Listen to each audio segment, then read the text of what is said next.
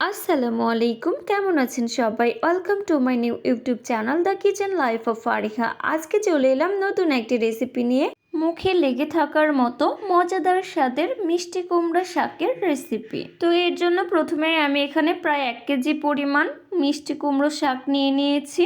এখন আমি শাকগুলো কেটে ধুয়ে পরিষ্কার করে নেব।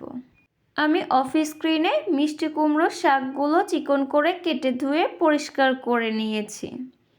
তো এবার চলুন শুরু করি। চুলায় আমি একটি প্যানের মধ্যে 1/2 কাপ পরিমাণ সয়াবিন তেল অ্যাড করে দিলাম। তেলটা গরম হয়ে গেলে দিয়ে দেব একটি বড় সাইজের পেঁয়াজ কুচি, 5 কোয়া রসুন দিয়ে দিলাম, 1/2 কাপ পরিমাণ পেঁয়াজ রসুন বাটা দিয়ে দিলাম, 1 চা চামচ জিরা বাটা, 1 চা চামচ লবণ, 1 চা চামচ মরিচ গুঁড়া, সামান্য কিছু হলুদ গুঁড়ো। এবার মশলাগুলো ভালোভাবে মিক্স করে নেব। এখন দিয়ে দিব কেটে রাখা শাকগুলো। এবার শাকগুলোকেও মিক্স করে নেব।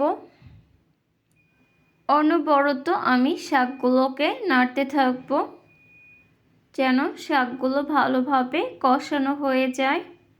শাকগুলোকে যত বেশি কষিয়ে নেবেন তত বেশি খেতে ভালো লাগবে। তো দেখুন কষানো হয়ে গিয়েছে।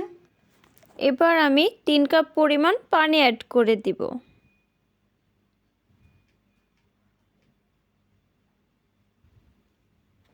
এখন শাকগুলোকে প্রায় 15 মিনিট রান্না করে নেব।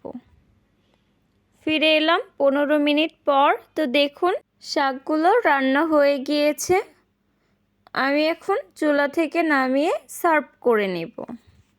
ব্যাস কত সহজেই রেডি হয়ে গেল মজাদার ও সুস্বাদু মিষ্টি কুমড়ো শাক রেসিপি।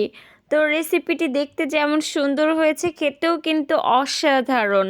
তো আমার রেসিপিটি যদি ভালো লেগে থাকে লাইক, কমেন্ট অ্যান্ড শেয়ার করে দিবেন এবং আমার চ্যানেলটি সাবস্ক্রাইব করে দিবেন। আজকের মতো এ পর্যন্তই। আল্লাহ হাফেজ।